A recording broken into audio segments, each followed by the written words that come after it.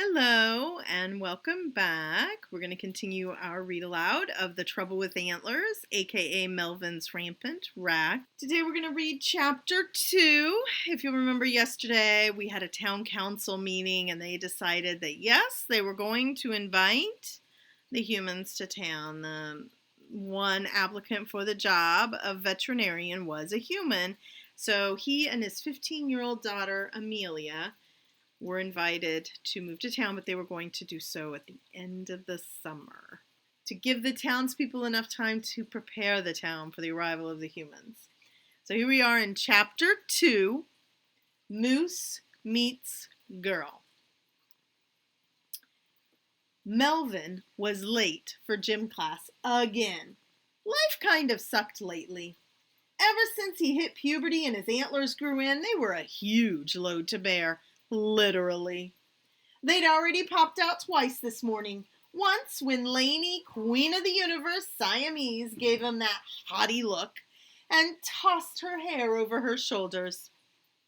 It wasn't his fault. Her silky hair brushed his nose and he got a head full of heady girl cat scent, and out they sprang.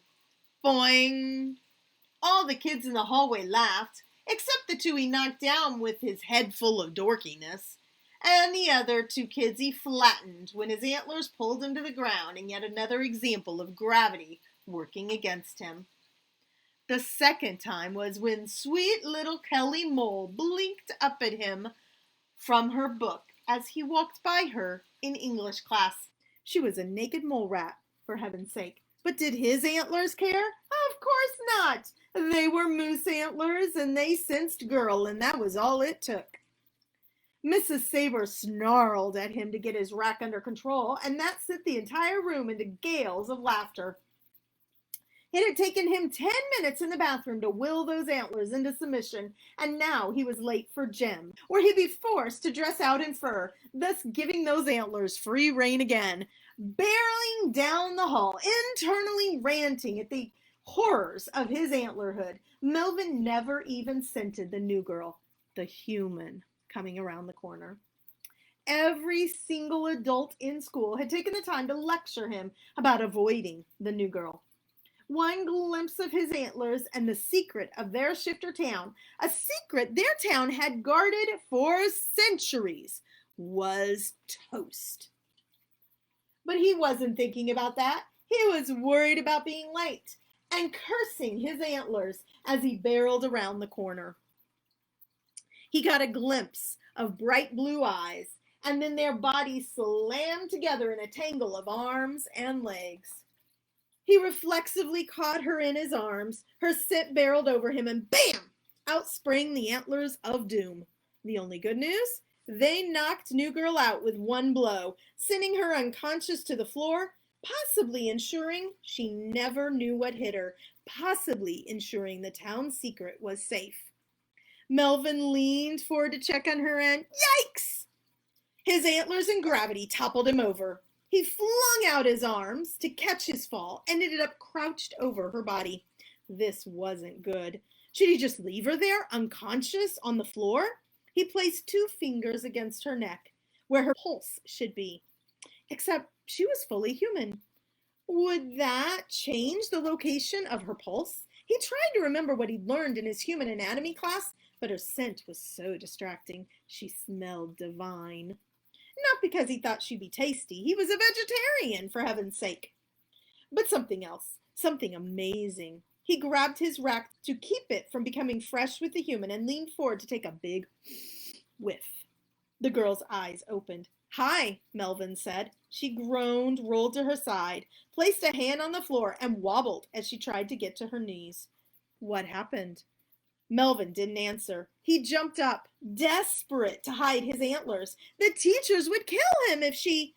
The girl staggered to her feet, turned, caught sight of his antlers, and went down again. Melvin tried to catch her, but he was afraid of impaling her on his rack and moved too slowly as a result. She was out cold again.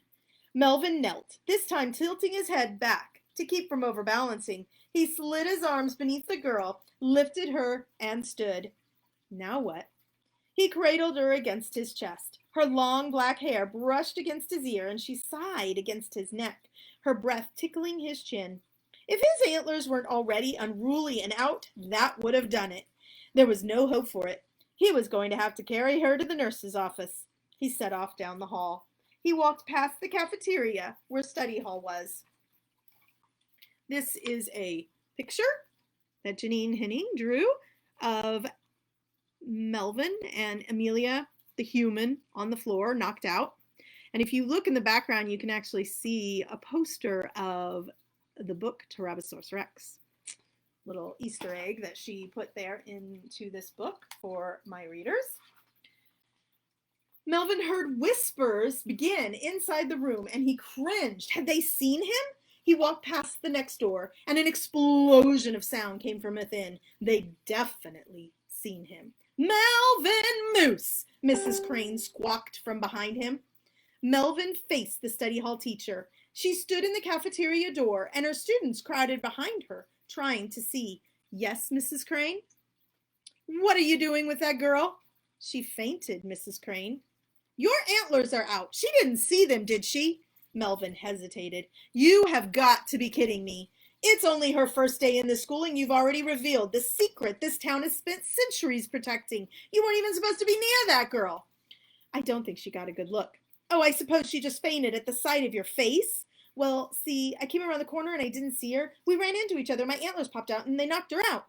Melvin rushed through the last of his explanation, running all the words together. They knocked her out? Mrs. Crane repeated incredulously. Snickers broke out among the students. She whirled on them. Get back to your seats right now. Study, study, study. The students edged away and slowly walked back to their seats. Mrs. Crane waited until every student was seated. Then she faced him again. Well, what are you doing with her? I was taking her to the nurse. And do you think that's a good idea, young man? The girl is human. You were to avoid all contact with her, and now she's seen you. And to make matters worse, you're carrying her through the school. What if she wakes again and sees you? Well, give her to me now. And here's another picture.